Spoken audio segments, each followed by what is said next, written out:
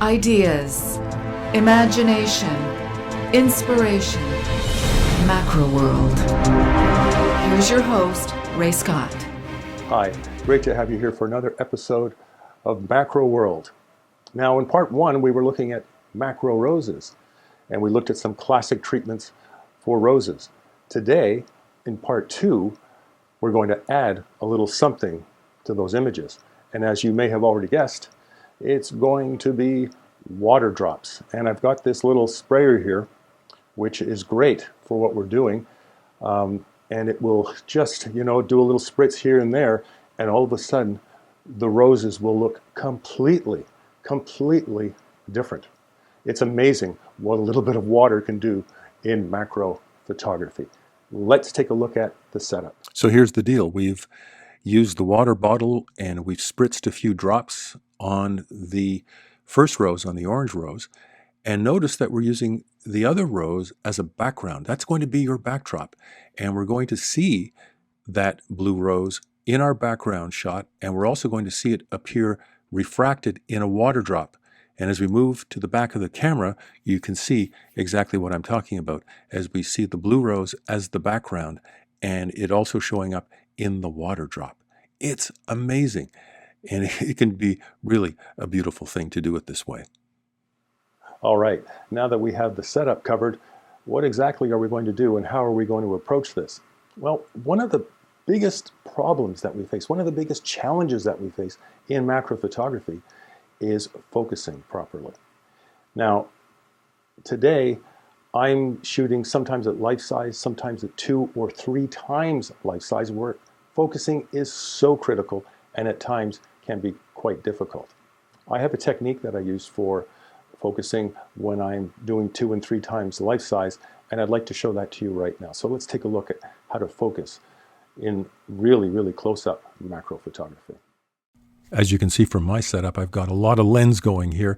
I've got my life-size macro lens on. I've got a doubler on in back of that, and I've got extension tubes on in back of that so that we can get to around 3 times life size. Now, the first thing you do is you go to your live view for your monitor there, and then magnify and get closer. All right, so now you can see this is what I want to have in focus, is that one water drop. So now that I'm in on that, and you may have a touch screen, which would be even easier. You just have to touch the screen to get to where you want to go.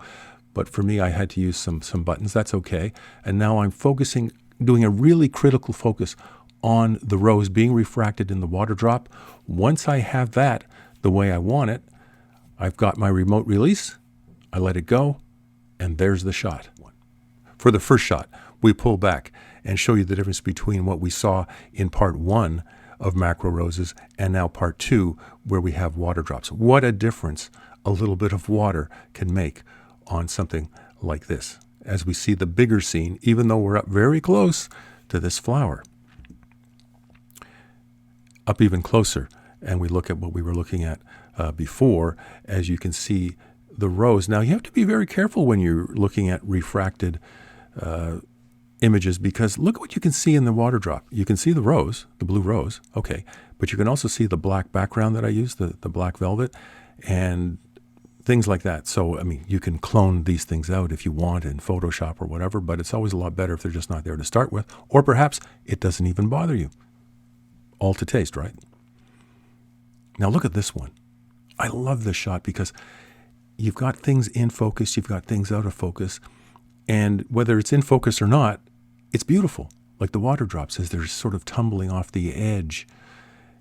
It's incredible. It's very otherworldly. I almost feel like I'm in a spaceship or something and I'm just floating past something out there. But it's really a different world when you're talking about really close-up macro photography. How about this one?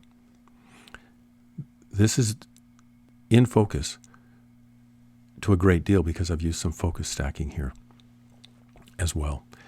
And you've got bubbles that are, in focus close up, middle ground, background. There's some stuff out of focus too. Look at the coloration.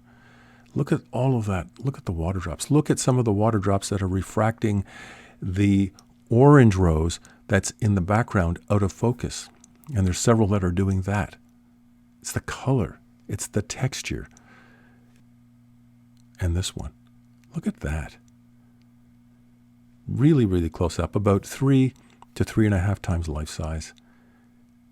It's very otherworldly. It's special. It's macro photography. So while roses were a key component in this macro photography project, I think you can see that it's so much more than that as you get these sometimes otherworldly images. It's amazing. And of course, you're only limited by your imagination. So experiment, experiment, experiment, and you can come up with all kinds of different things. Until next time, I'm Ray Scott reminding you to shoot small, but think big.